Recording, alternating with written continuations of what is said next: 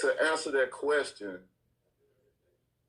I'm definitely considering about coming back in a strong way, because after that statue, like before the end, I ain't gonna even lie, like I had no feel. Like it probably would have took me even longer.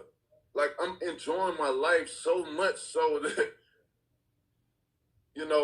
boxing is one of those things, like if you're away from it a long time, you're gonna have that itch. You know how you get horny? You got that itch, like damn, you know what I'm saying? You need somebody. Boxing the same way, you get that itch of feeling like you gotta punch something, you need to hit something, you just wanna train, you wanna get in that uniform and that environment of that mist of smells and hitting the bags and stuff like that. When I go to the gym and stuff like that, I even got a gym right here at my, at one of my homes. You know what I mean? I don't feel that itch no more like I used. I don't feel it. I've been to the gym twice. You know what I'm saying? Riding my bikes and stuff and go pick up one of my other partners. He ride with me. You know, my driver, he ride bikes with me and stuff. I go to the gym. You know how you'll bounce around, you may hit the bag and shit, you'll feel something. I tried to. I walked around one day, I was just like, let me see. And I was empty. I was empty because what the motherfuckers did to me. You feel me? What I'm saying? Right. Those are the words of Deontay the Bronze Bomber Wilder as he explains or responds to coming back to the sport. And as you heard him say that he went to a gym at his house or one of his houses, and he said he hit it on the bag, and he said what boxing is. He had the itch like being horny. But then he said that he went and he didn't feel that. So I don't know if he was talking about beforehand, because I know the statue made him say a lot of things that he is coming back to the sport. But then, this interview was 2 days ago after that statue release. Okay.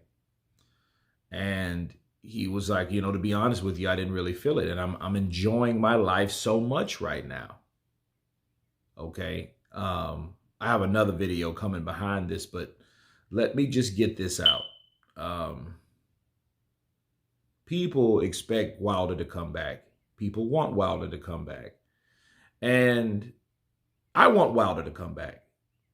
But to say he will has really still honestly has not been decided. Okay, what's been decided is, or what has been said is, the desire for people to want him to come back. But that doesn't mean he's going to come back.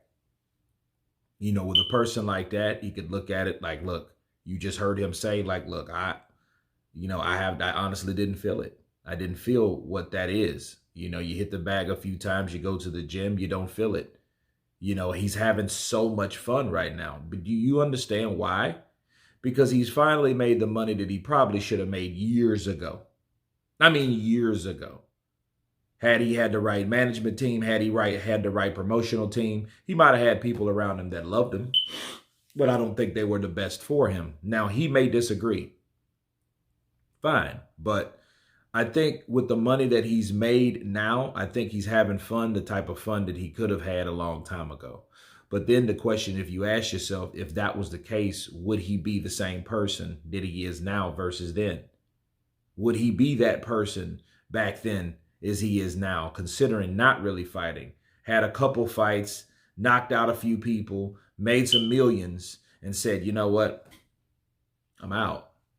Or did the loss do it for him? And then that's something else I want to talk about when he's saying, based on what they did to him. So that lets you know that Deontay Wilder still feels that he was fucked over. And I don't mean fucked over in a sense that the second fight with Fury or the third fight with Fury, he doesn't even specify no more. I think he's talking about the whole thing when it came to Fury in general. The whole saga of Tyson the Gypsy King Fury, I think, started in the first fight. Wilder started a case against Tyson Fury and against everything surrounding Tyson Fury since fight 1. What am I talking about? I'm talking about the draw. He still felt that he should have knocked out Tyson Fury based on what the referee decided to do.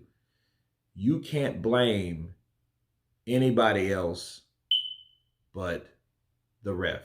That's the only quarrel he had with anybody. You can't say the scorecards because you didn't do enough. You didn't hit Tyson Fury with them big bombs early. And when you did hit him, you knocked him down, you dropped him. But what round was that? That was round 9. 9. So you went 8 rounds with possibly losing 7 of them. Okay. You know what I'm saying? Like, because people might have gave him round 4 when he caught Tyson Fury with a jab, but Tyson Fury was a guy that was landing more punches. He was boxing. He was keeping away from the right hand. So he was stopping Deontay Wilder from doing what he normally does. And that's what? Getting the right hand off. And he did that shit successfully for 8 rounds. And on the 9th round, he got caught. He got caught and he got dropped. And it showed you like, ooh, you can't let that happen again. And even when Deontay Wilder tried to retaliate, it just showed that, hey, he wasn't a finisher. And then that's when Tyson Fury was able to exploit, because he's seen how awkward, he's seen how unpolished Wilder was, because Wilder started leaving himself open, swinging wild. So he knew, all I have to do is avoid the right hand. Ain't nothing behind the left. Ain't nothing behind the left hand, really. You know what I mean? Besides that jab. But when he starts to open up on combinations, he has long arms. So it's kind of, the way he was swinging, he might have closed his eyes on a couple of those punches. Who knows? But the point is, if he dropped him in the 9th and the 12th, and then you claiming, well, I knocked him out in the 12th. Well, the man got up. He knew he got up. He can say, well, I knocked him out. Well, yeah, I mean, Tyson Fury said he was knocked out. But he can't get mad at the ref for still counting. And it is not because the ref wanted Tyson Fury to win. Now, if that's the case, because we will never know that. We'll never know if that guy, Jack Reese, looked and like, I really want him, so I'm going to slow down. We didn't see him slow down to count. If we would have saw him slow down to count, or if there's a certain type of inconsistency in that count, then we could say that. Okay, that's fight 1. Fight 2, he just got beat up. He just got beat up. The gloves, the change of gloves, the torn bicep injury, then you had the Martin Carefoot incident, then you had so many different things. The fight kept getting pushed back. Then all of a sudden the Joshua fight popped into play. COVID. We had so many things. And I think that built, and I think the same people that he's being interviewed by helped him feel the same way that he felt about boxing today. So the irony of it is, the people that's asking him, when are you going to come back to the sport? I want to know. I want to this, that, and the other. Them are the same fucking people that helped him become bitter towards the sport of boxing. So if he does not come back based on what he's doing now, based on his accolades, based on how he feels about the sport of boxing, certain people, certain groups of people have to blame themselves.